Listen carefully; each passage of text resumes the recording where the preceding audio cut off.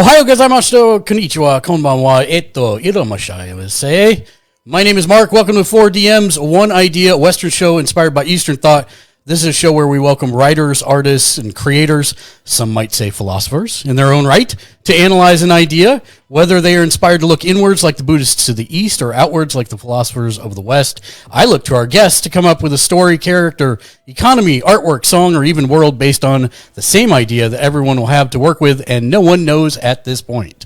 If you have no idea what I'm talking about, the closest Western touch point I can give you is the work of David Hume, who in a nutshell said, think of a chair. And once you have the image of a chair in your head, the image you may have may be a simple brown wooden chair, but I may be thinking of a red lacquered chair with a high back, ornate feet, and a pad on the seat. Neither of these ideas is wrong. They're just different instances of the idea of a chair. Myself and our guests will take an idea and in a short amount of time create something from that idea, and we'll all compare notes live and see how different people come up with different ideas and take you through that journey of thought. And speaking of our guests today, we are joined by an illustrious panel of who's who in the tabletop role-playing game community. Our first guest is chef, artist, writer, voice actor, and more, Red, or VA Redemption. Red, please tell the fine folks all about yourself and what you're working on, what you'd like to promote. You make me sound so much cooler than I actually am, Mark. Thank you. Hi, folks. I'm at VA Redemption on Twitter. I run a stream here on Twitch as well, and it's a very similar stream. It's an improv stream. So if you like what you see here, go ahead and check it out over on Redemption VA. That's the Twitch. And I also have a YouTube, and you should definitely check out the episode that's uploaded to YouTube with Mark in it, because man, he is a treat. Besides that, I'm working on. I just finishing up a novel that's going to be published very soon, starting the groundwork for a TTRPG, and I cook. So that's all I got. Awesome. Oh, I did it again. I put it backwards. It's Redemption VA for Twitch, isn't it? Yep. Like I said, that church. There's a church. Yep. I got it. There. I got you the right shout out this time, so everybody can go check it out. So from there. Our second guest is the resident contrarian of Gamers Ledge, starting the podcast with me all the way back in 2006 when I bled blue and he bled green. It's Yakamoto Joe. Joe, please tell the fine folks anything you'd like about yourself and anything you'd like to promote as well. Well, I like me. I mean, that's what I like about myself. Is I like me. I'm looking inwards. I'm I'm Yakamoto Joe, or just Joe, whatever, doesn't matter. My background right now, I've been out of social media for about 9-10 years because of my previous employ. But I am getting back into it. You can follow me at Yakamoto Joe 123, but there's not much going on yet. I'm just mainly right now working with Mark on Gamers Ledge, occasionally contributing. But my specialty lies in the world of video gaming. I've been doing that since I was a wee-in. I've been either in or around the atmosphere of the games industry for a long time. And I should point out, I feel it's only fair to point out, without saying any names, Joe legitimately was off social media for 9 to 10 years because he was working directly in the games industry. So, there's that. And now I'm not, so now I can say whatever the heck I want. So I can be my cranky self, I guess. And apparently that's my thing now. It's not really, but we just like to tease you like it is. If you like something, I hate it. Challenge me. Twitter. Yeah, Joey is the walking embodiment of Twitter. That's the best part I can say.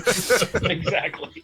Our third and final guest for today is Omni, or the Last Omnitech, co-host of Writer's Block and Chip Off the Block, and much, much more. Omni, please enlighten everyone about yourself as well, and anything you'd like to promote. Oh my goodness, how much time you got? So, Hey everyone. Yep, he nailed it. Everyone's favorite robot American, Last on the Tech.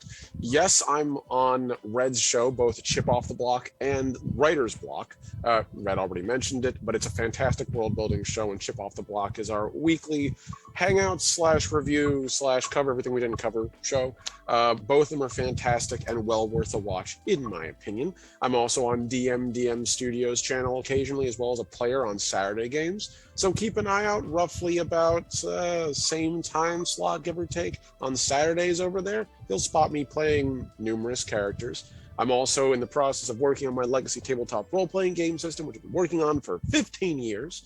It's the only thing I do that I'm better at than speaking without having to worry about breathing, clearly. And then finally, the last thing is I recently finished, with the help of my friend Red here, the AS Caltrop Core game, which is now free to download if you like, but pay what you'd like thing. And go take a look at it, have some fun with it. If you want to have a fun adventure in the setting we've been making on Writer's Block, there's a fun way to do it. And that is pretty much it. Oh, I will be returning to streaming myself this Saturday with a casual gaming stream talking about the future of the channel, and hopefully within the next couple of weeks we'll have some more TTRPG related content on my Twitch. And what is your Twitch, so that I can give you a shout out in the chat? It is The Last Omnitect, twitch.tv / The Last Omnitect. I have the same brand everywhere. It's very convenient. There we go. So you can check them out on Saturday there. Thank you, everybody, for joining us. I have a few other, before I get started, I have a few other housekeeping notes. I must give credit where credit's due. I was inspired to create this show by Andrew Huang. He's an amazing music producer on YouTube who had the idea to create 4 producers, 1 sample. And I was like, how could I use that same kind of format for the TTRPG space? And this is kind of what I came up with. The other thing I want to say is if you do enjoy this kind of mental exercise for TTRPGs or writing or creating, I do highly suggest that you check out VA Redemption's Writer's Block on Wednesday and with The Last Omnitech, where they are taking words from guests and world building an entire setting as a collaborative writing process. So that's on Wednesdays at what time, Red? That'll be 8 p.m. CST. And I got a little bit of an announcement to make. I actually haven't said this on Twitter yet. We're done with AS. Wednesday, starting over. Brand new world. Really? Yep, we did it. It's been 3 months now since we started. So yeah, We're at that point now where it's just easier for us to let it start fresh, keep things moving. We'll keep working on AS off screen, but I think we both agree it's time to we'll move on to a new project on the same show. That's awesome. Yeah. Well, in that vein, I also need to announce that we've joined Streamers for Kids, which is a streamer group promoting Extra Life, which, if you're not familiar, it's a charity to buy sick kids in hospitals gaming equipment to make the things that they're in the hospital for not quite as unbearable. If you'd like to donate and brighten some kids' days, simply go down on our Twitch page to where it says the giant program schedule button and click that graphic program schedule. I know that's weird, but they're actually having problems with their Twitch integration right now. So that's the workaround is you click on where it says program schedule for us and it'll take you to the donation page. So that's something we just actually signed up for. So I'm excited about that. Third, I wanted to thank the new follows on Twitch in the last 24 hours. We are just 6 follows away from 500. And we're just 4 subs away from our goal of 35. It's crazy how much the community has been growing and blowing up. We want to thank everybody that's watching, all the new followers, the great Oni King, Practic 326, Louis Lou Jr., Austin, Can Only Be One, Sean David 123, Roblox Gleamer 3564, Nani Love 1, Mr. Waff Waff, Teal X Soul, Weemsy RL, Black Joker, Oliver the Raccoon Queen, and Rainmew, and a huge thanks to Sleep, Aki, and Not Kutaza for the second raid for each of them this week. That's super awesome, you guys. And in that same vein, we put up a new community challenge last week, and you guys obliterated it again. 15,000 points in 2 days. So we will be doing a streamer's one-shot D&D adventure. Something just happened. Twisted Ginger with the gift subs. Thank you so much. You're a rock star, dude. 5 gift subs to the community. Thank you. You didn't have to do that, but you are awesome, and we appreciate you very much. We just met our goal. Huzzah! Thank you so much. But you guys obliterated our our 15,000 point community challenge. We're doing a streamers one-shot D&D episode where we will get Bearden, Persephone 13, Jag Leisure, Mystical Panda, and Sleep Deprived, all streamers who have never played D&D before, to do a one-shot along with me. I actually get to play. It's on my birthday, Sunday, March 20th, at 10 a.m. as a live stream. So mark that in your calendars. It should be a really fun, amazing time. We have a diverse group of people with different attention spans and different backgrounds, so this should be really interesting. But it should be a good time. Also, for this show only, we've changed the channel point rewards. There's only one that affects the show. It costs 500 points, and it makes us all four of us, take a drink and cheer to the bonk, the breaking of natural knowledge, which is an inside joke designed to torment Red and make Omni grin. So... Every time. To the bonk. To the bonk. And with that out of the way... Show, Mark. It's been a nice show. Bye, Red. Thanks for coming. So with that out of the way, I did, through the magic of ones and zeros and glass, just receive what our ID is. Now, again, to be fair, I do not know what it is either. So I will be finding out at the same time as everyone else. How do we get the ideas? That's actually coming from our Patreon patrons. So they are actually providing us with that. And if you'd like to become a patron for as little as $1 a month, you can head to patreon.com/gamersledge. That's where we do that. So let's find out, and we'll put 15 minutes on the clock. I'll put us up here, all four of us. Let's find out what today's idea is. The concept, the idea, is sentient forest. Sentient forest. And with 15 minutes on the clock, we will begin sentient forest. For those of you in chat, as the others work away, I also have to do this. So I'm going to be typing, but I promise I will get to chat eventually. I apologize for not jumping directly in. Twisted Ginger, you're a rock star. Thank you again for those subs. You're amazing. And thank you for the bits. Let's see.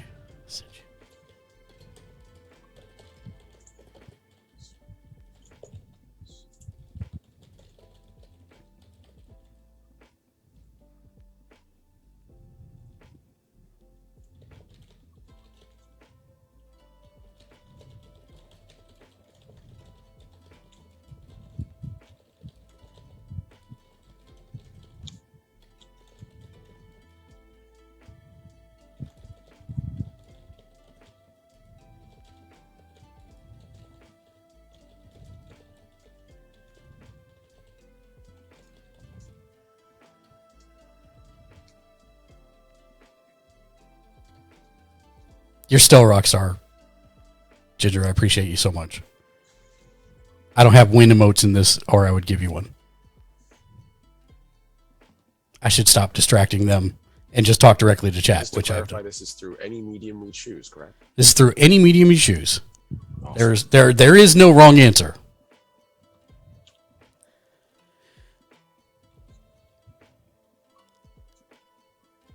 Everybody who's joined, everybody that's watching, everybody that's chatting, thank you all. You are a rock star. And hello there.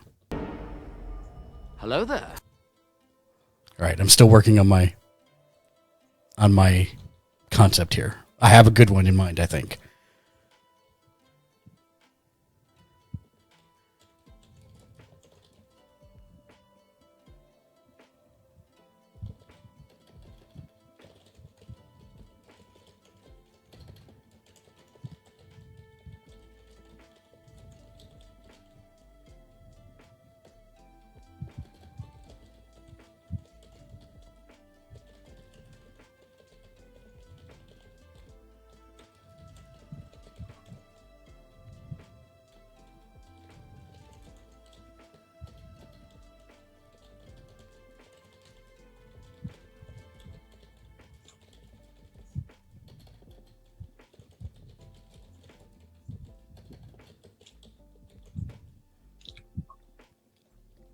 Also, I definitely would like to hear what chat has as an idea for sentient forest. I'm not going to look until I finish mine, but I definitely would like to hear what you think when you hear sentient forest.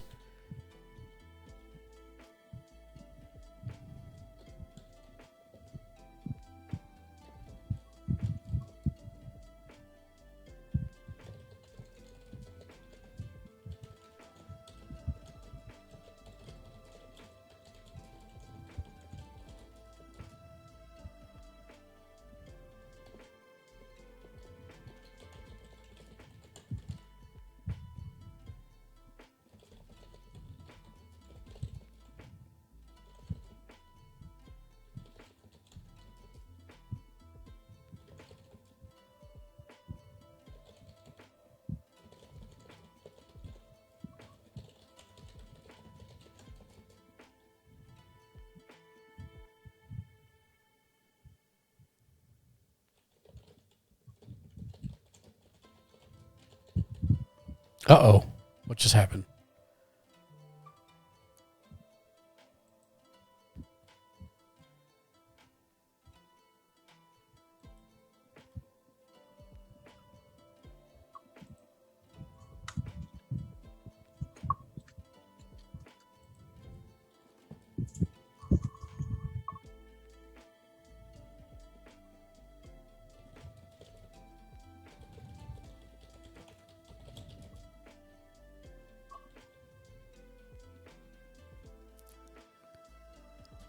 Just taking a quick chat, looks back through chat. Les, welcome to the stream. Glad to have you here. Rick Stevens, how are you doing, my man? Glad to see you here. Dean the Bean, thanks for the lurk, man. Glad to see you as well. Mafia689, blah, blah, blah. Jag Leisure, welcome to the channel. Gledden, glad you could make it. Ashley Patrick, welcome. Zia the Chaos Witch, I'm glad you're here as well. I'm glad you're able to catch a stream. This is this is a brand new stream we're just doing for the first time tonight. Twisted Ginger again.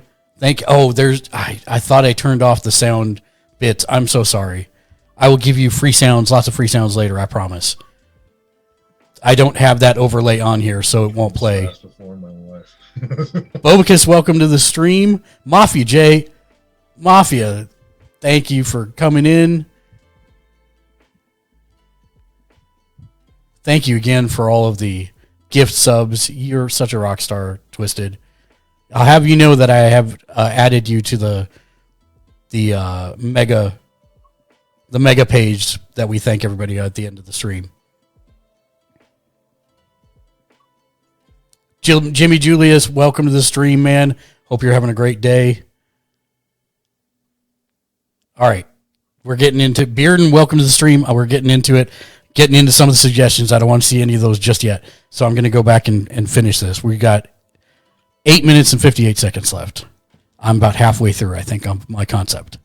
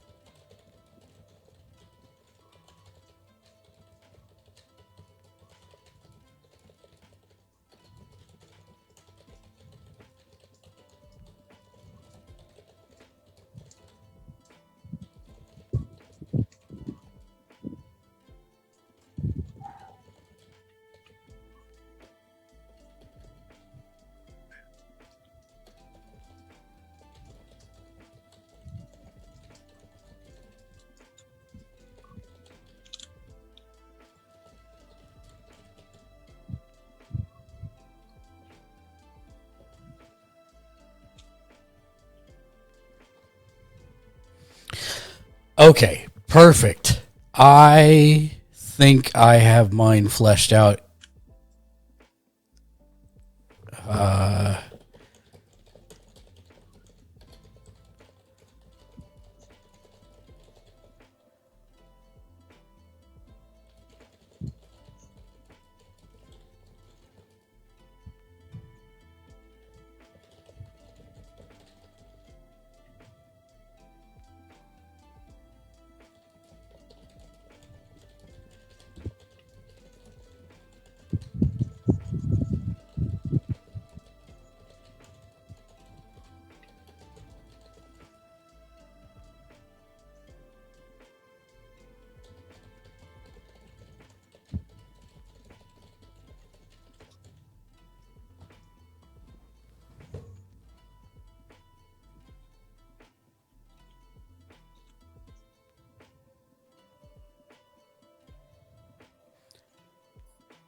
Kriza, welcome to the stream. Persephone13, welcome to the stream. Hello there.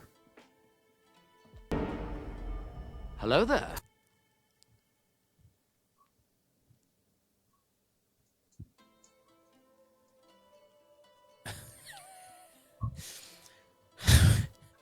I should have known, Rick. I just read yours. Yes, that's exactly. It is mental exercise. There's no wrong answers. That's the best part about it. Stop. We are our own worst critics.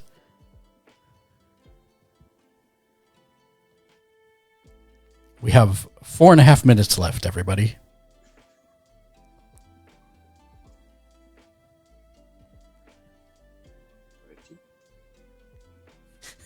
I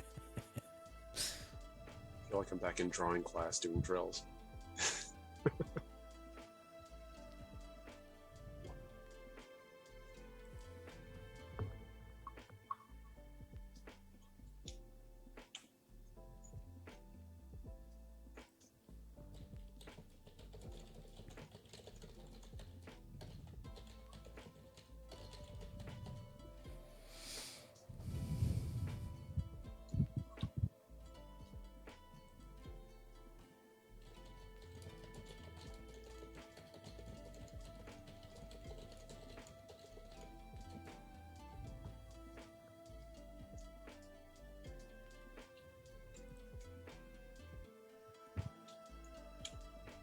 Now I really wish I could. Like I had time to go find some kind of image to put up. Maybe I can on my phone. Let's see. I don't know if I have time.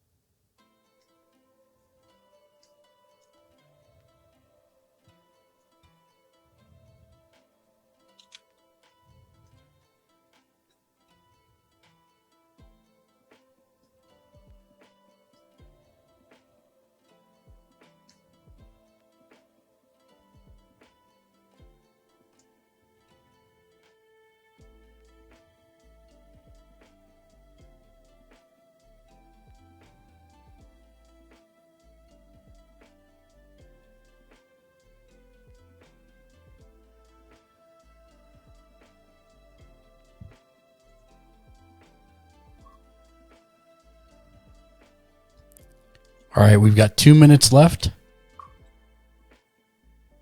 I'm really trying to find. I think I have an idea.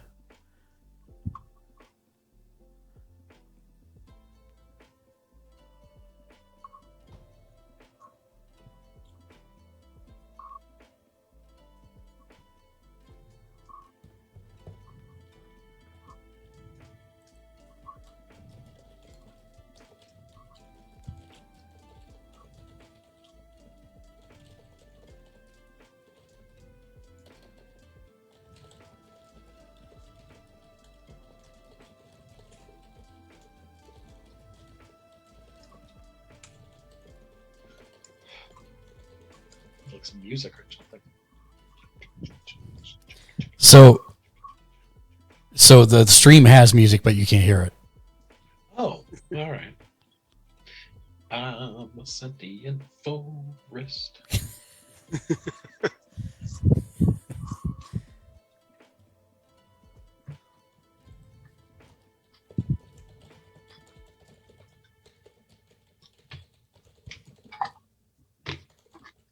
Classic hits such as "Honey, That's Not a Tree, That's a Person."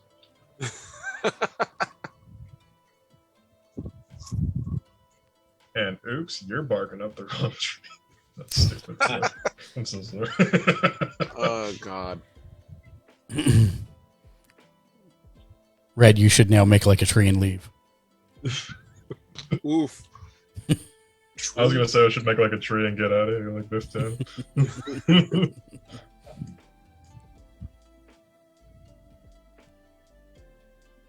All right. We're down to our last few seconds. Oh, that's cool. All right. We are done. So let's take the process of going through and seeing what everybody came up with. I'll go first just to get it out there. That way it's done. It's not in any particular order, but that way I can monitor chat a little bit more when I'm done with this. So let me get my 15 minutes on the timer. Not that I think I'll probably need. We'll see. So 1,000 years ago, in a war that's been long forgotten, a warrior returned from a battlefield with one goal: to deliver the ring he had saved for and proposed to his betrothed. Wounded on the battlefield, he walked, then stumbled, eventually crawled, and finally dragged himself over 20 miles from the site of the skirmish. And with his last energy, he pulled himself to the bank of a river and passed from this world. His will and his quest, however, did not. His body grew roots, and the ring itself became part of the tree. Over the years, the tree grew, leaning over the river, still trying to get home.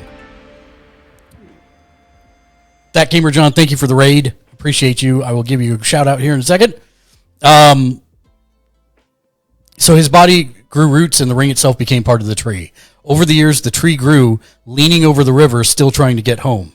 The tree germinated, and what was once one tree with a will grew into multiple trees. And over the centuries, a forest, still trying to get home to its love. And over time, the trees became aware of people passing through and began to reach out to them. Because of this, after a while, travelers steered clear of the forest. It was as if the branches reached out to everyone to capture them, when in fact, all they were simply trying to do was get home. The forest has slowly spread throughout from the western edge of the continent towards the east, and within the next 10 years will start encroaching on settled land. The young man's name has been lost to history, but if the forest is ever entered and anyone makes it to the riverbank, they will find a large golden ring melded into the bark of the oldest tree all the way around its circumference. And the name of the forest is called the Reaching Forest. Like it. That's super romantic. I love that. I really like that a lot. That's such a... And how I came up with it, which is kind of the question, because everybody has different processes. I always look to the why. Why is something there, or why is it important, or why is it can be something big, it can be something small. But for me, I always like to start with something relatable. And that's, everybody can relate to being hurt. Everybody can relate to being in love. Everybody can relate to having a purpose. And so for me, that just kind of naturally jumped in. I would say like references that immediately flashed in my head would be the King of the Silver River from the Shannara series. Because he was a mythical creature that lived on a riverbank, and you could only see him when you went into that riverbank. So I was thinking kind of along the same lines of that for when he died on the edge of the river. Maybe there was something magical about the river. And so if you're using this as a plot hook to get players invested in going into the forest, then maybe something will happen when they find that tree still living, reaching out over the riverbank. And then, the idea of a sentient forest that reaches out to people is just aren't creepy. So that's that's always a good thing. And I think actually part of that, like, I can't just let it be, oh, I'm a happy sentient force. It's got to be a little bit sinister, and I blame that on Cassie Mothwin, because her horror expansion that she's got on her coffee page is so good about. I mean, it's much darker than this, but it does have a little bit of that, Wicked Witch of the West, Wizard of Oz, haunted forest kind of feel to it. And I think that might have. I was thinking about this after the fact. I'm like, that might have influenced me since I just read it, a couple weeks ago. And I really think it's great. By the way, you should go check her stuff out.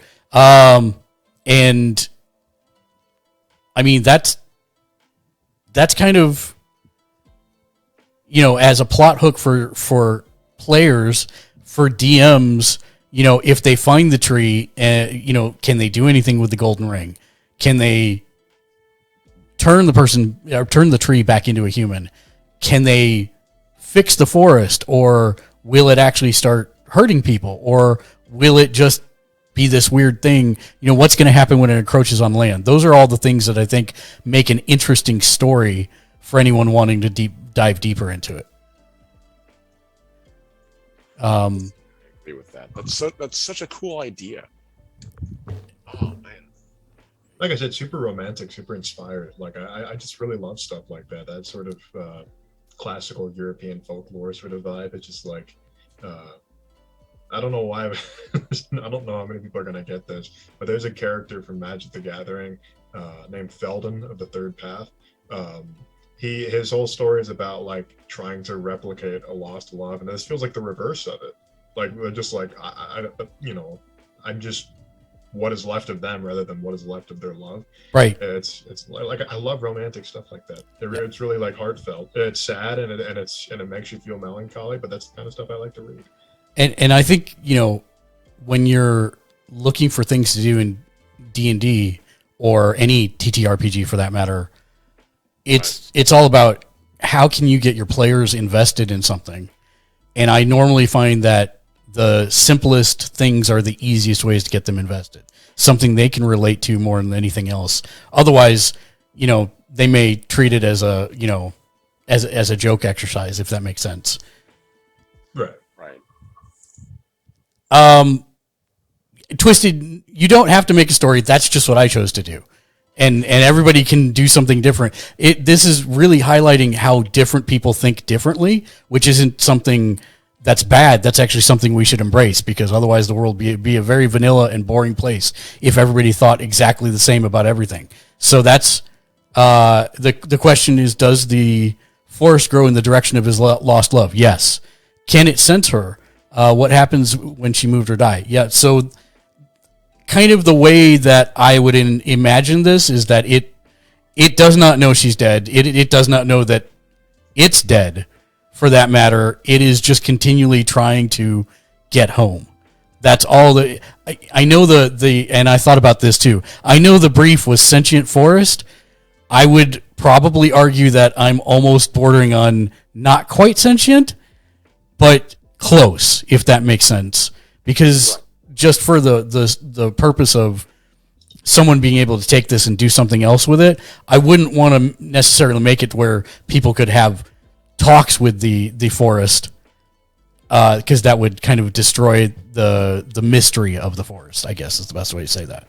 But that doesn't mean that you can't. Yeah, it's kind of a Miyazaki film. Yeah, in my head. Yeah, no, it very much is a Miyazaki film. That sounds like a Studio Ghibli classic. It does. But that's my idea. If anybody else has questions, feel free to ask. If you guys have questions, feel free to ask.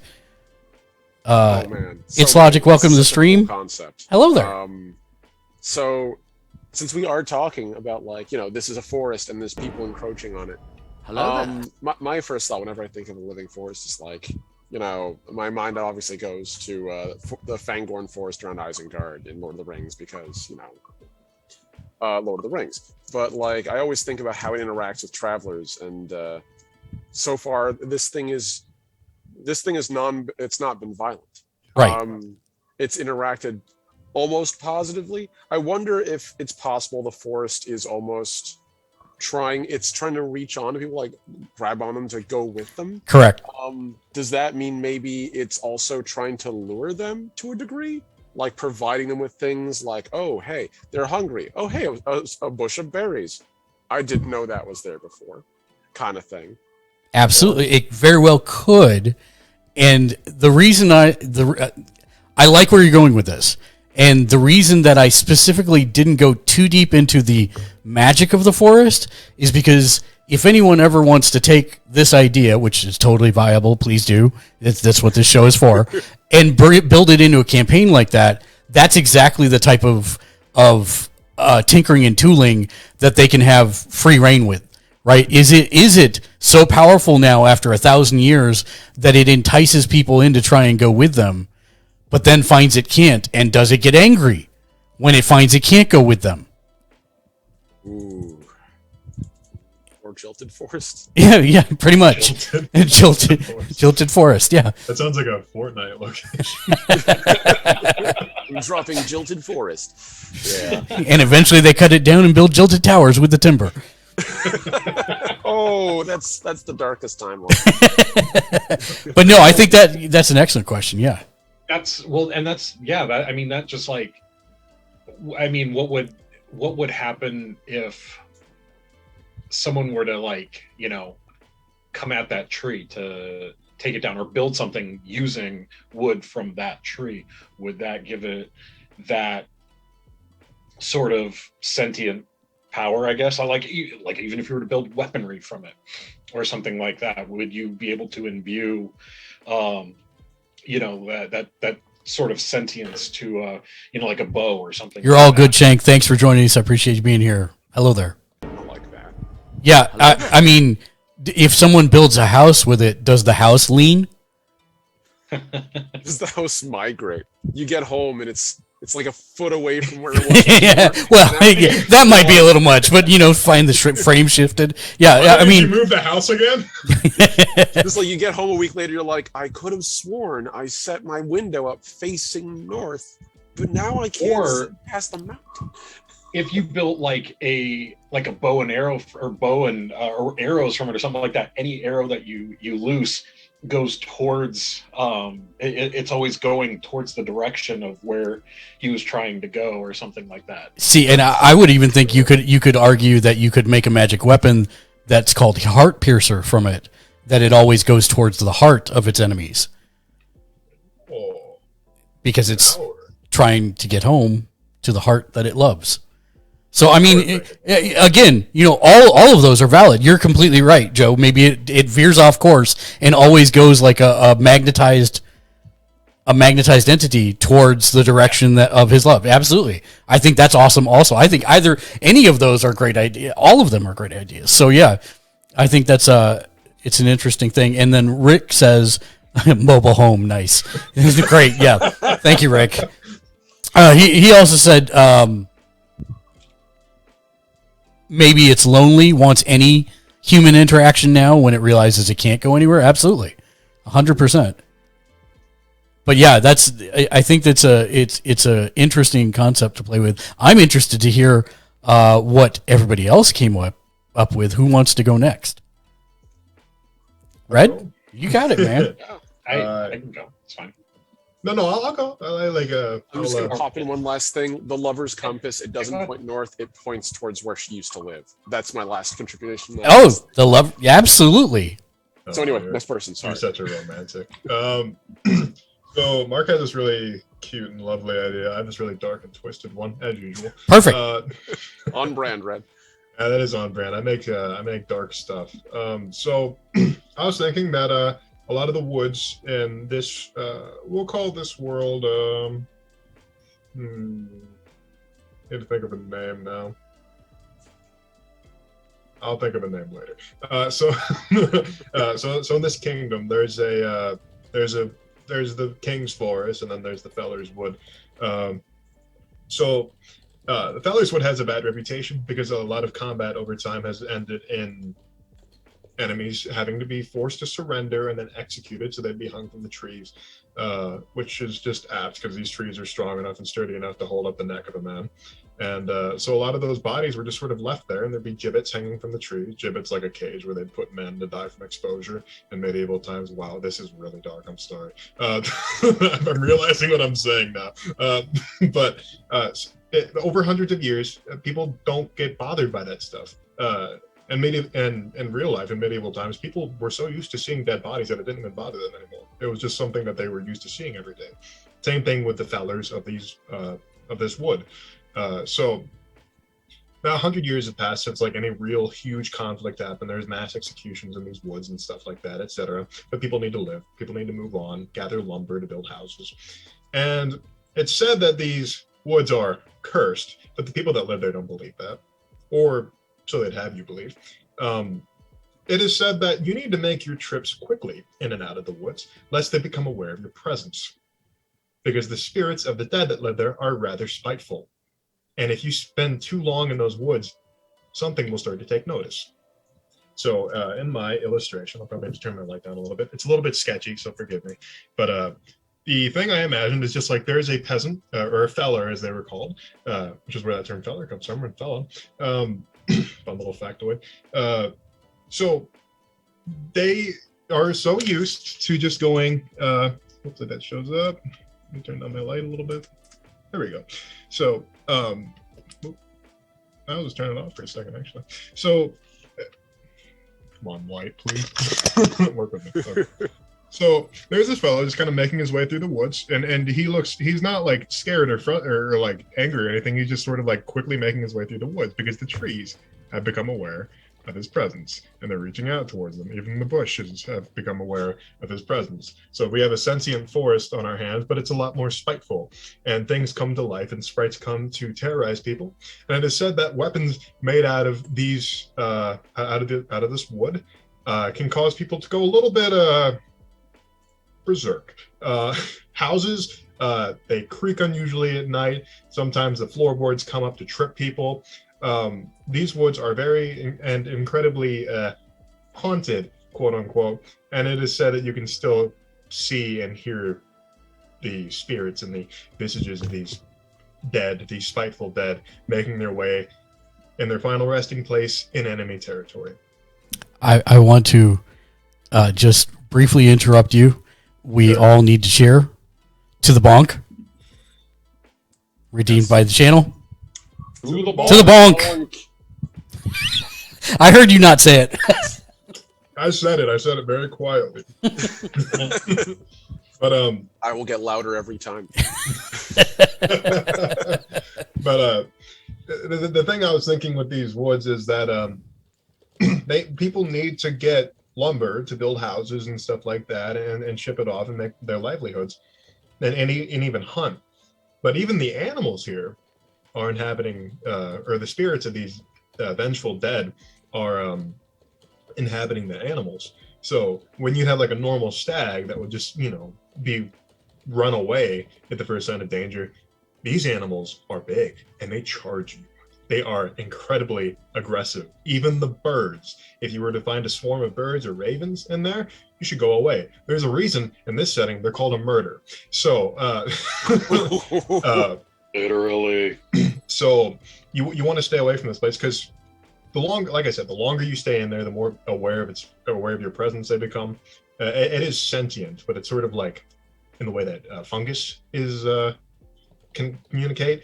It has this underground network, but also it's not a very pleasant place to be. It's like going into a city at night. It's like Mark. It's like going to St. Louis in the middle of the night. It's just it's not a good time. East St. Louis.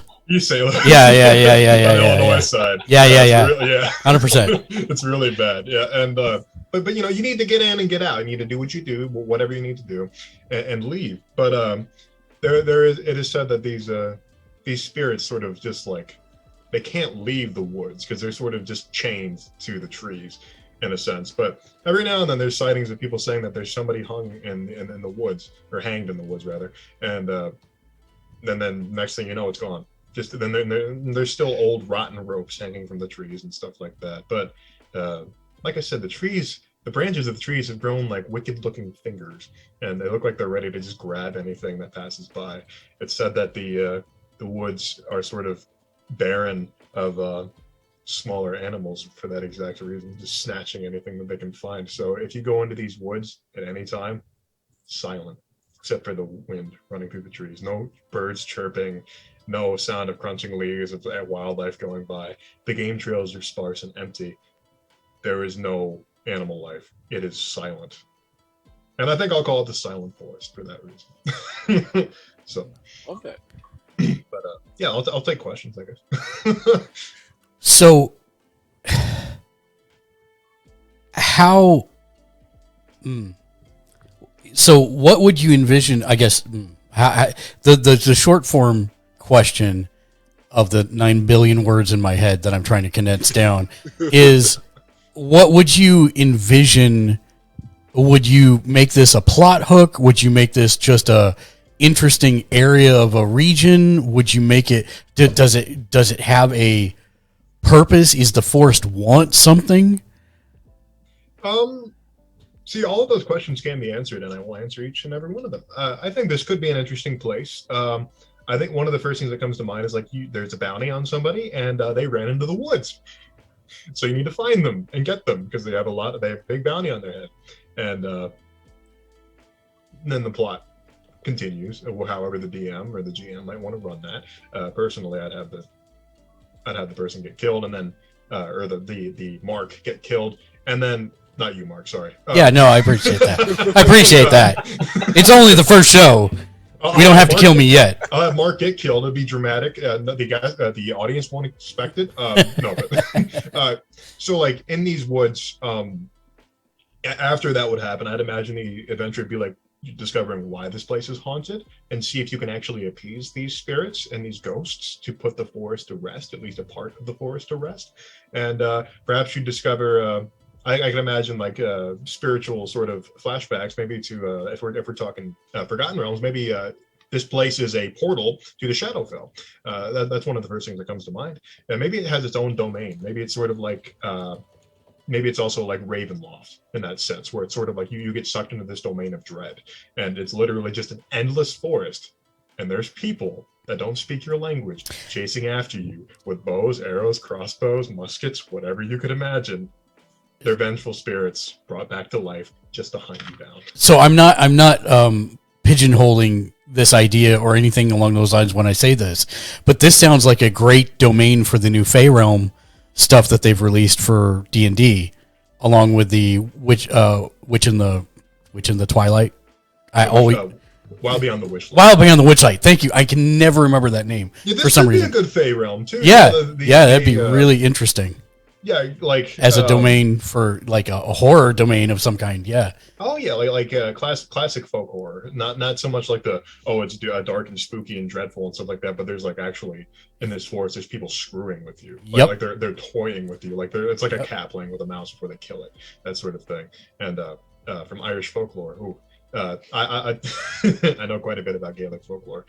Neil Bayard would know a lot more than I would, but the first thing I think of is just like, if you're a feller and you have to go into these woods, carry an iron nail in your pocket because you don't want these vengeful Fey spirits to come along and snatch you. Because Mark, you actually got me along a different train of thought here. The whole idea of these vengeful spirits aren't just like by themselves. The Fey pity them. They're like, you have died in a verdant forest, and it's our forest, and we want vengeance for you too. So we're gonna do by doing that, or how we're gonna do that is we're gonna screw with everybody that comes in and out of these woods, and be that to the extent that you get seriously injured, because actual Fae have like this whole thing where they're really, really like at a drop of a pin, they can go from like really friendly, funny, and joking to murderous. Yep. And that's probably what they do. It's just like you see a bunny, and you're just like, oh, that's cute. Well, I need to eat. Try to shoot the bunny, almost cussed. Sorry.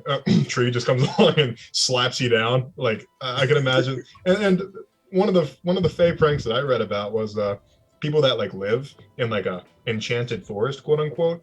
Their houses would just burn down. Like, that's a prank that the Fae would pull. Or like if you sometimes they would like knock over your buckets of milk from your cows and stuff like that. Just like simple pranks like that to like, I'm going to commit arson. There's like, the Fae are wild, and the Fae They really don't have much chill, do they? Like, no, not at all. Well, I mean, they do all the time. They do if they're forced into it by their own rules.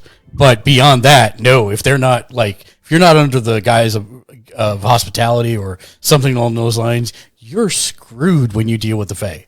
Absolutely. It's like that lyric from Sympathy for the Devil. Use all your well-learned politic, or I'll seal your soul. Seal your fate, something like that. I'm sorry, I can't remember the lyric exactly. I like the Rolling Stones, I promise.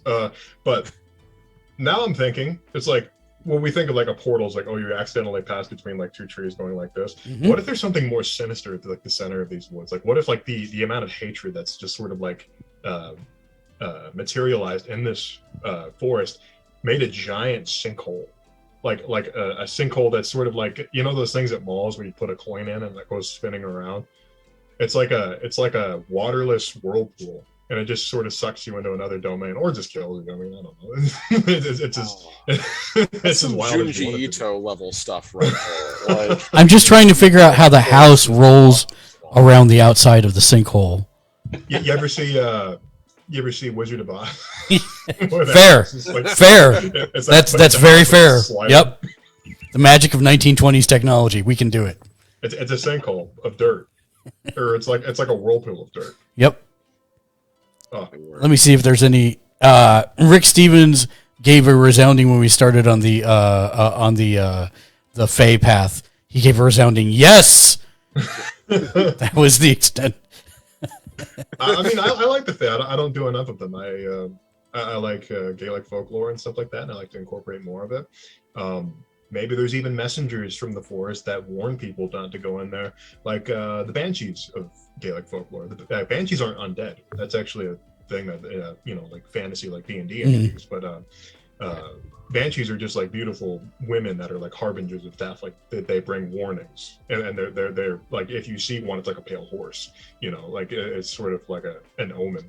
It's like, oh, there's a beautiful woman in the forest just singing and like having a great time, just like sitting on like a rock or a stump. You're screwed. You know what that means? You're gonna die really soon. But they're not evil. They'll never attack you. You know, they'll talk to you. That's the weird thing about them. And then the forest kills you. Yeah, and then the forest kills you. The forest will swallow you whole. Yeah, it's a black cat. You don't blame the black cat for why it is that, not a real black cat, because real black cats are adorable. But like, the idea of, oh no, a black cat. It's not the black cat's fault you're about to get hit by a Caterpillar truck. It's actually your fault, but it's letting you know, hey, bad times ahead, just so you're aware. It's that human notion of trying to find a reason in everything. You know, like because we are creatures of reason as much as we are creatures of conflict. But on that note, like, I feel like if people go into these woods, it's just like I feel like the lumberjacks or the jacks or fellers, whatever you want to call them. I think they play pranks on people sometimes. They don't want them to go too deep into the woods, but they're just like, oh yeah, go into the woods and can you find me like some toadstools? You know, I need them for something, or blah, blah, blah. And they go into the woods and they get spanked by a tree or something to scare the crap out of them. It's a snipe hunt. It's the slightly more magical, probably more malevolent version of a snipe hunt. And I'd imagine if you guys ever played in the Eberron setting, it's one of my favorite D&D settings. I honestly wish they'd publish another book because I love that setting so much. It's like high fantasy, like the way I like it. The way I like it. It's about what I like. No, but seriously, if you check out Keith Baker's work, he's such a brilliant mind. But there's this thing called the Morning. It's like a great apocalyptic event that wiped out the entire city or country of Sire. And in this giant wall of like magical dust, kick up, half-life, whatever you want to call it, there's faces, the visages of the people that are just like, really wicked looking stuff. That's how I imagine the trees would look like. They see like in the same way that humans naturally find faces like on the moon and stuff like that, and things that aren't human at all. You could see visages of people like in the trees and stuff like that. And in the same way you'd see hands and that sort of thing. I have a wicked mind, sorry. No, I love it. I love it. It doesn't always have to be chocolate sprinkles and glitter. Yeah. It can But be. yours was, and now I feel bad. No. It's a super cool idea. Seriously. Yeah, it's a super cool idea. Absolutely. It's like it's like, you ever seen that picture of like the rainbow house, and there's like really black and dark and dreary looking house like right next to each other, like that's Mark and I's idea so far. He has this really sweet romantic thing, and I'm just like, oh yeah, the trees, if you chop down too many of them, one of them will uproot and kill you. Yeah. No. Like, I like it. Who's next? I can go. All right. Why don't we? Let's see. Are you two? You are two. D2. Okay. So I went a little more global, I guess, literally. Mm-hmm. I basically I had like an idea for like, and it's kind of rooted in science, theoretical science, I guess. Wait, before you get too far, Joe, are we bonking? we're bonking. Bonking. To the bonk. The bonk. Listen, you just mouthed it. You didn't even say it, Red. oh, I said it. I said it with great pain. Screamed internally. Okay, please proceed, Joe. I'm sorry. Yes. But yeah, mine was like a little more global, and then centering, and then like dialing in a little bit. I had this idea for like these like hub trees, or like mother trees, I guess you'd call it, if you want to be all Gaia, type of thing. But basically the world is connected by roots and everything, and so you have these, I kind of drew a really bad picture of it, but you have these are trees and basically the entire world in this campaign or whatever is connected by a root system, and so people that live in the south can communicate with people in the north by communicating through the root, kind of like with laying fiber, like internet, but with trees. And so people can commute or talk with each other through the roots. And so, you could whisper to a toadstool, and then the toadstool would take it to the mother tree, and then the mother tree would pass it to the, the people in the north. And so you have like this, the entire world can stay connected through these hub trees, or these mother trees.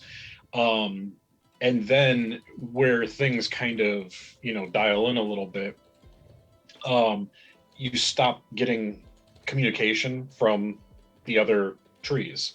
You don't hear from the north as much, or you don't hear from the south as much. And suddenly all this forest, because so in my mind, like each mother tree or whatever was responsible for a quarter of, the planet's flora and fauna and things like that. Suddenly, in certain places there's desert, trees are dying or drying up and everything, and places are becoming more arid. And my thought process was having, a character or something like that start in one of these places that was arid and trying to figure out what's going on and why the trees are not talking to each other. From there, it's kind of like if you ever watch the Neverending Story, it's kind of like a reverse nothing. Mm-hmm. it's like but yeah, so that was kind of like my thought process on that. And good city name, Barkansas. Oh my God. Ah. Is that spelled with that? Is that SAS or SAW? Oh no, SAS. I mean, it's got to be a proper pun. It's got to be like Arkansas, but with bark. Obviously. Yeah, some people call it Bar Kansas. Right. Because they don't know any better. Exactly. Explain, America. Explain. Heathens. By the way, chat has redeemed another bonk. To the bonk. To the bonk. To the bonk. Yeah. Oh yeah! Whoa. Hell yeah, baby! Let's go. Oh. Red's like, why did I ever agree to be on the show? I didn't know I'd be tormented by this.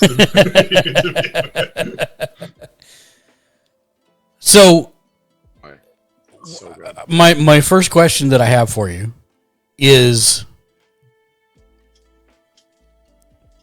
kind of in the way you described it. Do the trees get a say in this? In being used as a communication system because they're truly sentient and are wanting to do it? Or is it more of... So I mean, that's actually really awesome. I mean, that's like going a step further. Absolutely. I mean, that could be part of the root problem. Your pun game is on point because every single one of these puns is a moment, a beat, revelation, irritation, the grudging admittance that it's funny, and a good exhale. These are all phenomenal. Well done. Don't encourage them. It's sapping my energy. I tell you what. Rick, who is a full punster, that's the only reason he exists is to exude puns, says, Joe, that deserves a visit from the pun police. You know, the cops. You people. Oh my god, I love it. I'm not even mad. I'm just impressed. Like how smart are these trees, by the way? Like, Right, yeah, because that's where I was going with that too. No, I think that's I love that. I mean, I think that could be, not to revisit it, but I mean that could be the root of the problem is, that could be part of what it is. Kind of that, and I hate to even whisper. He's like Voldemort, but Shyamalan, M. Night Shyamalan, and his Angry Trees movie. Oh yeah, I know which one you're talking about. Yep. I mean, I hate to like go to that well, but yeah, I mean, it's kind of, like the forests are angry, and so they are poisoning people, and yeah, I mean, it's kind of, it could definitely be something like that where the trees are just like, we're done, we're being abused, people aren't taking care of us or things, and so they're maybe they're drying up, or maybe they're purposely not sending messages or something. I mean, something to cause the planet to start becoming more arid. The only place where there's trees would be around the mother trees. Yeah. Interesting. But you as the party, could start one of those areas, and I mean, you do however I mean, there are a million different ways you could probably go from that to solve that, or things that you could do, places you could go. I mean, even going into the forests, stuff like that. And so what happens, this is my other follow-up question that I immediately had as soon as you started talking about this. What happens if one of the mother trees is destroyed?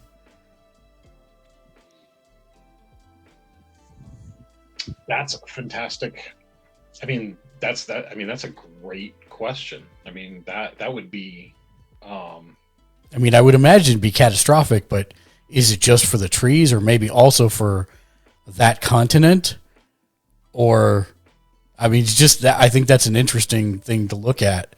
Or maybe that would even be like a good jumping off point is, even, taking a step back, and, maybe that's one of the jumping off points is someone has cut into one of the mother trees, and that has caused that area to completely die off. Nobody can get information in or out. Plant life is dying. I mean, yeah, that's kind of a cool question. Reminds me of the Great Deku Tree dying in the beginning of Ocarina of Time. Yep. So Yeah. I didn't say that. I play a lot of video games, and I played a lot of video games. I should say that too. But yeah, I feel like I don't want to take your idea. I'm just like bouncing off of it. Obviously, I feel like the player characters that could be like a 3-part sort of like Tolkien-esque like trilogy. It's just like you have a really good victory, you save one of the trees in the beginning. Second part, one of the trees dies, and then the third part, I don't know, you figure something out. But like you're like or even like maybe finding a way to reestablish that tree that has died, maybe maybe finding a way to kind of jumping off the Deku tree, comparison. Maybe taking something from one of the other trees and bringing it back to where the that dead mother tree is at, or something like that. Yeah, it's like how they. I don't know why I always talk about this. It's like how they dug up the topsoil in Kansas and caused the Dust Bowl. They wanted to bring fertile soil from one place and put it in another place. Like Rick has a good comment in chat as perhaps a plot hook to start off the adventure, is that a continent has gone silent on comms through the trees, and the party has to go see what's wrong. And then they find that one of those trees has been killed, something along those lines. You could even say that maybe you're hired by this one kingdom who's really good, has really great relations with this other kingdom, and they're the ones that have gone silent, thus giving you a reason why your party would be involved, because they need somebody to go check it out. I think that's a very interesting, man, good ideas all around, man. it's a short, simple, sweet Yep. plot hook. That, Yep. You start right here, and it's like the tree. It sort of like branches out into like a lot bigger and more conflicts. Branches out. I saw what you did there. Yeah. We all saw what you did there. I'm just frustrated because I'm not going to be able to pun on command tonight. I can already feel it. It's not going to be in my repertoire tonight. Well, some nights I'm like a gunslinger right out of the holsters. Tonight, nope, they're closed. They're pinned. I can't do it. Omni, it's fine. Leave it to us. God damn, you beat me to it. I was literally just saying you can't leave no matter what you want to do, even if you can't do it. Oh, bless. I can at least be entertainingly flummoxed by them. I will be the straight man in this conversation with all y'all punning me. Well, you think you're the straight man, but you're not. Oh, no, I'm definitely not. But yes, I feel you. I meant KNOT, not.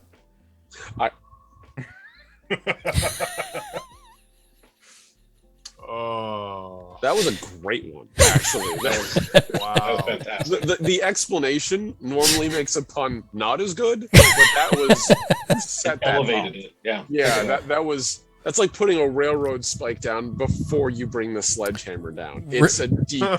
Rick says he believes in you. You can come in with at least 1 to a tree. Oh, Why am I laughing at this? because they are truly the highest form and lowest form of humor, and I love them so Would much. you say they're like the canopy of humor? Yes.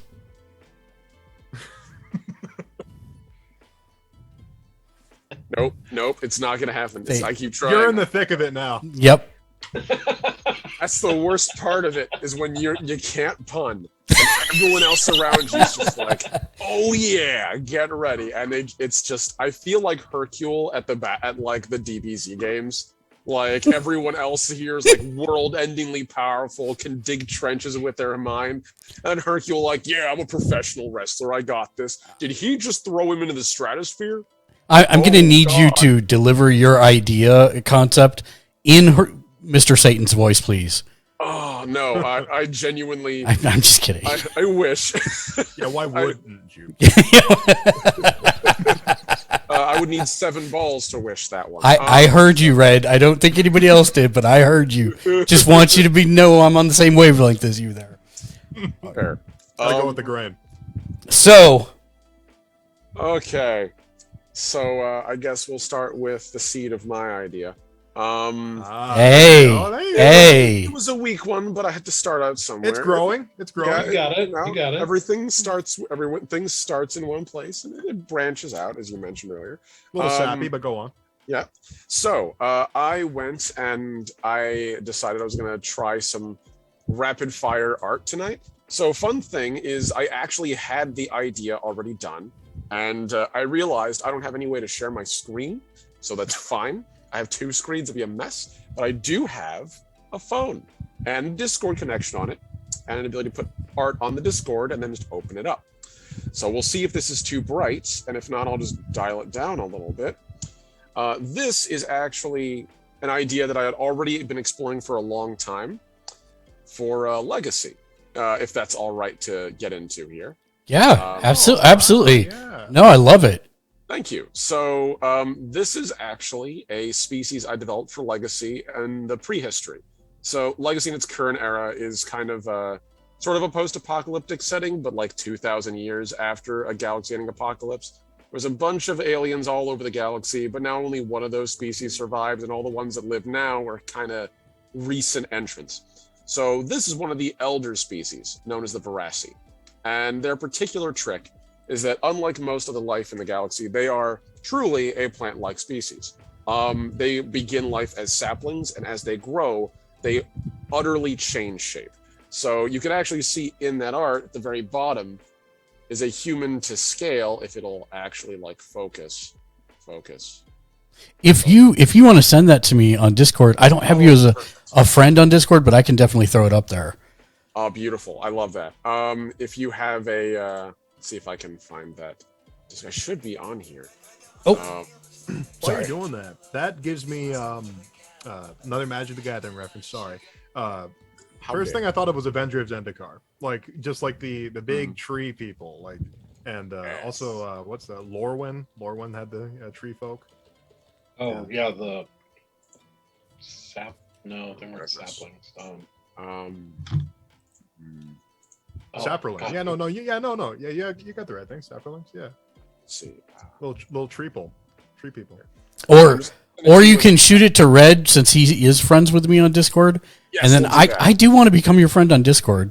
Yes, please. I can't believe that's a thing that hasn't happened yet. I'm a little bit annoyed with myself. Shame. No, I think it just didn't happen when I was on your show, and it should have, and it's my fault. So Rick just said that'll really spruce things up. You're a genius, Rick. You're a tree. Oh no, his best one by far was Oak K.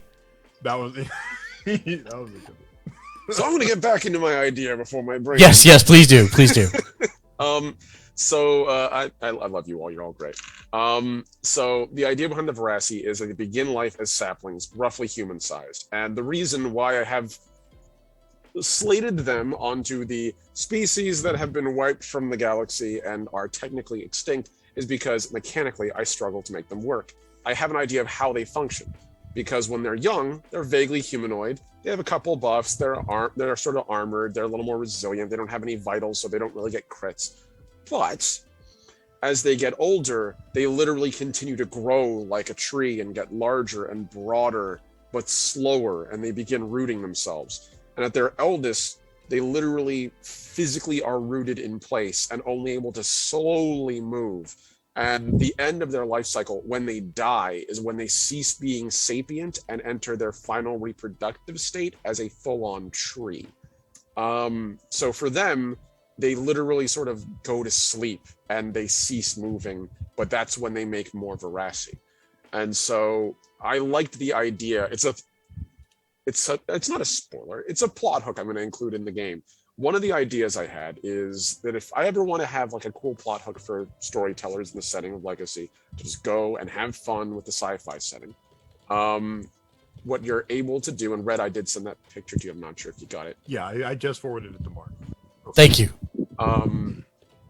So I slumber. I love that, Rick. Thank you. A slumber. So the idea is that the other species of the galaxy are presumed destroyed. It's not like you can go around the entire galaxy rationally and do a census of every world. And the thing with the Verasi is that we know for a fact there are technically Verasi alive, because when they die, they become forests. So many Verasi and the onset of this giant galaxy-spanning calamity, many of them just accelerated their growth to their final state and hoped that they would just sort of be passed over. Not that they could come back from it, but, easier to survive as a forest.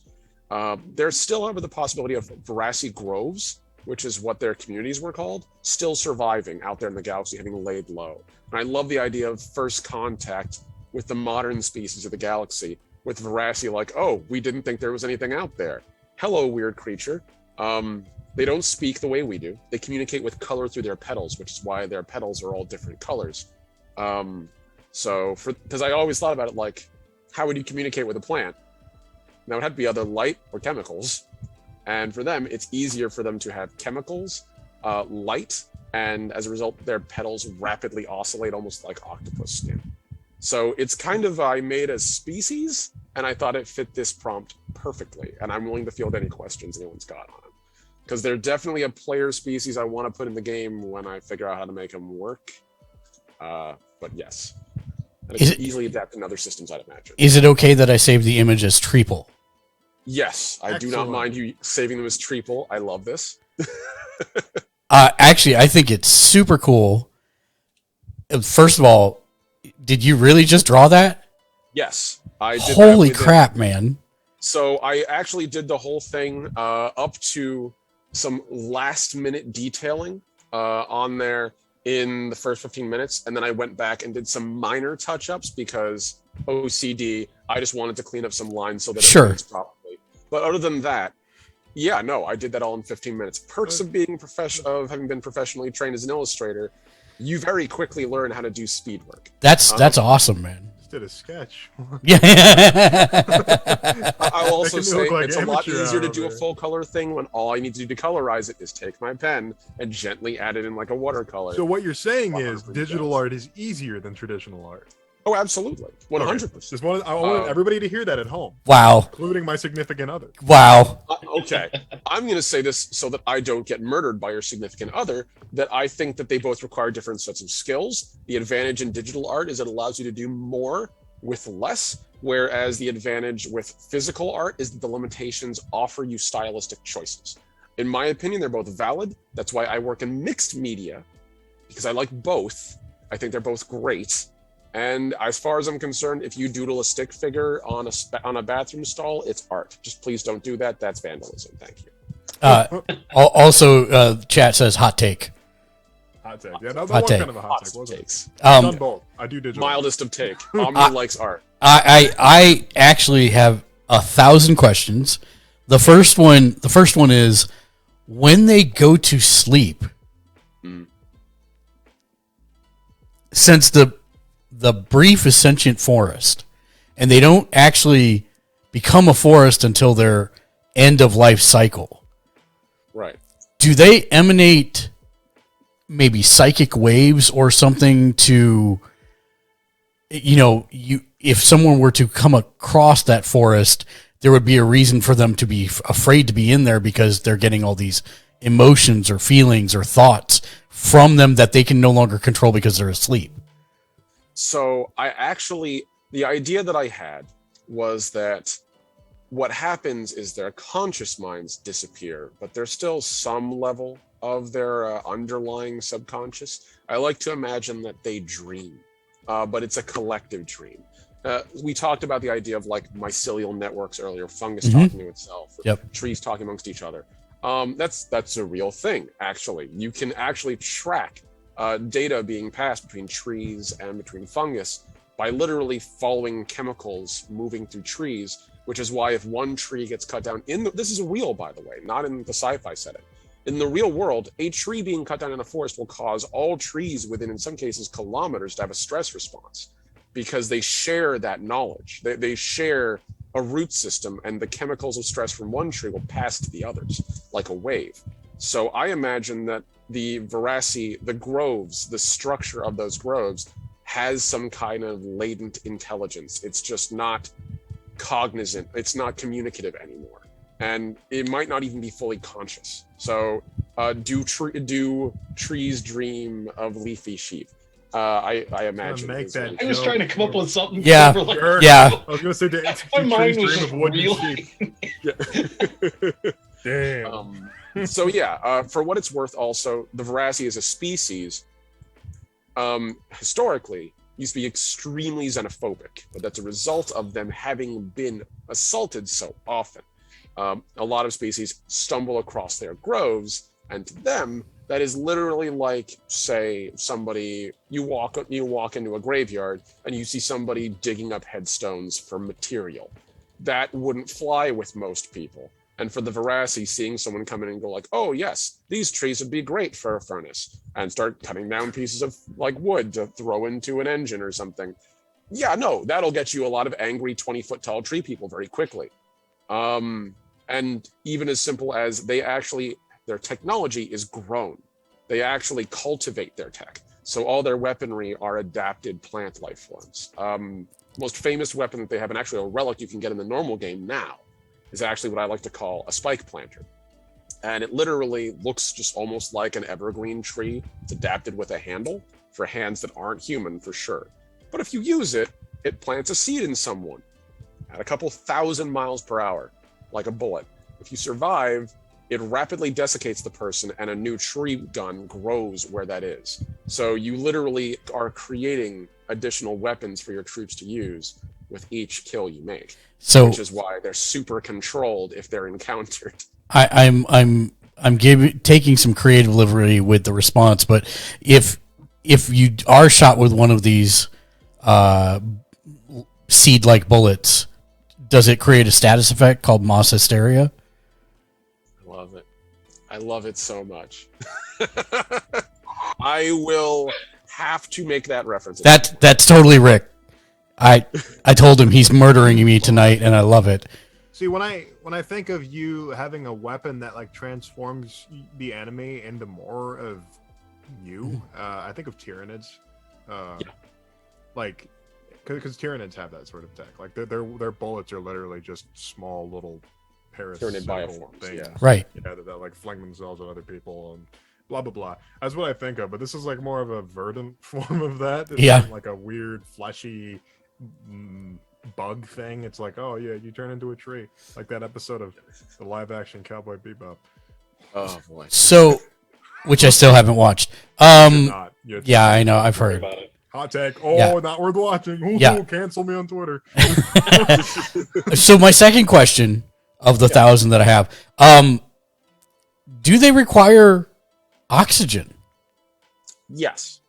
So Verasi do the thing about Verasi is as they get older, their biological nature changes. A fun thing that I remember learning in one of the very first biology lessons I learned was that trees, we always think about them as photosynthesizing. That's obvious.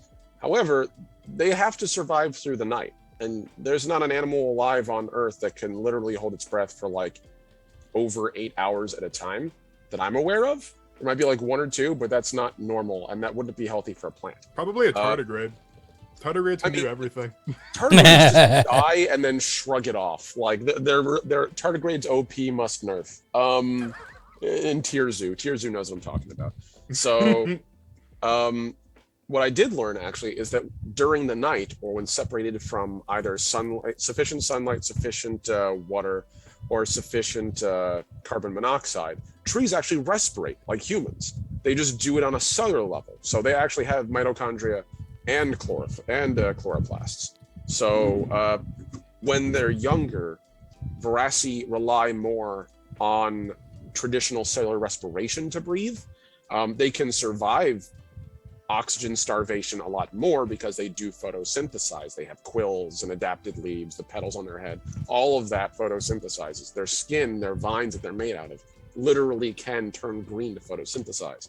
But they rely more on respiration. But as they get older and slower, the energy returns from respiration aren't enough to move them, which is why they slowly migrate to solely photosynthesis and respiration only in a resting nighttime state, which is ultimately what kills them, or how we would describe killing. For them, it's just a different transitory state, a very unique approach to death, which is kind of just like, oh yeah, I'm just going to cease being the talking me and go to being the eternal, vigilant, dreaming me, which is kind of cool if I think about it. That actually sounds like a really good deal. So yeah, I got there any you go. questions. My brain is such a peanut right now. I just keep thinking triple.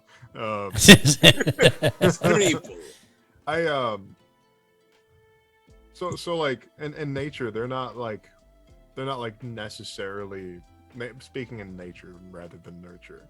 Right. They're not like overtly hostile towards like fleshies. They're just sort of like indifferent towards them.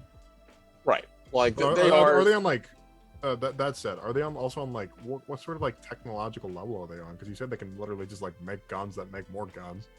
Right. So the Verasi were a spacefaring species, and in terms of nature versus nurture, I always default to this in Legacy. It's one of the founding principles of the game system that I'm making, is that I personally believe that the mark of sapience is that you can self-determine. So I tend to do away with predispositions towards things. There are natural inclinations, of course, towards certain functions. The Shrike are predatory, and land sharks want meat. But that doesn't necessarily mean their first reaction to another sapient life form is a hostile predator relation. It informs how they view the world, but it doesn't mean that there's not outliers on everything. And those outliers are, in fact, what I like to call the norm. There is no such thing as normal. And I believe that very firmly, that every individual is unique, and we take everything in like a broad stroke, almost always to error. So for legacy, it's always up to the individual. I'm sure there's veracity that are born homicidal, and I'm sure the bulk of them aren't. As far as technologically advanced, they were capable of space flight. They were a actual foe to one of the species in the modern age, that survivor species that might have accidentally doomed the galaxy. And by might have, I mean absolutely did, the Anazali. Who are the most technologically advanced species of the modern era and that prior era. They were actually a major rival until a huge war caused them to sort of decide, like, is it worth us destroying ourselves, seeing all our groves burned, to just beat an enemy that we can literally outlive even longer than the Anazali? So they just kind of retreated to their worlds, agreed to armistices eventually, and just became isolationist. So they are quite technologically advanced. Their methodology is just very different from ours.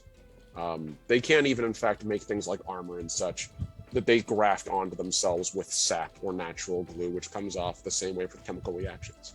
So they're pretty advanced. Well, I think we've kind of really did everything that I set out to do originally with the show.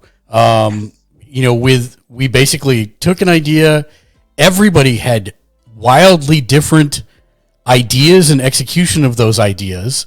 We had interesting discussion on each one of them and insight into the thoughts of each of the creators.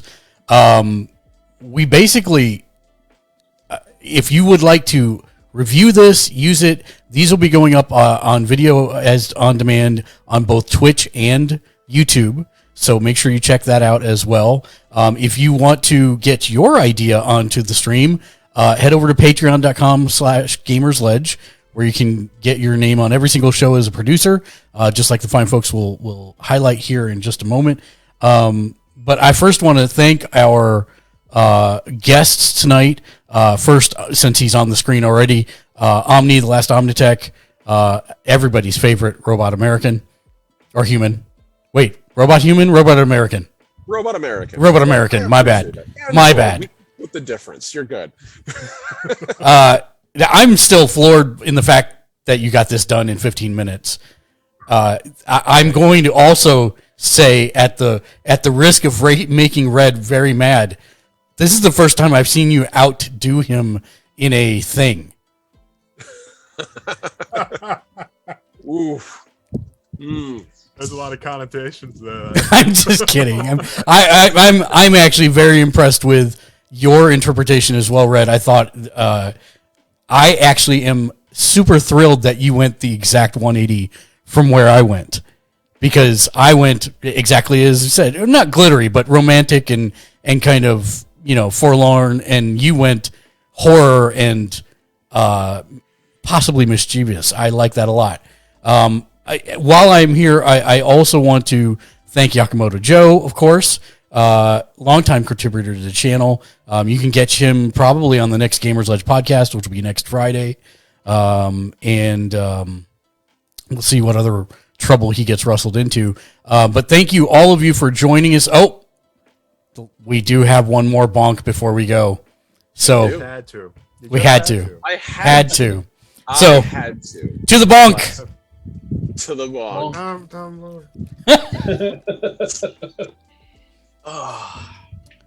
Thank you, everybody, for joining us. I'm going to throw up our, if I can figure out where it is. Hold on one second. I don't think I actually included that video, so I'll do it from memory. As always, if you'd like to support us, you can do so on YouNow by becoming a fan, sending likes our way, just like Redman did, Tattoo Guy did, Brian ML Framps. Thank you all on YouNow tonight. On Twitch, you can always hit that follow button to unlock exclusive emotes. just for watching and being a member of the community. We have all kinds of shows, everything from tabletop RPGs to Fortnite to Escape from Tarkov to shows like this, and we're going to be back at 7 p.m. tonight with Fun with Friends Friday, which will probably be Fortnite and perhaps some Jackbox. We'll see how that goes. I'm going to let the community decide because we're playing with the community this evening. Hit that subscribe button if you're able to become one of our rock stars.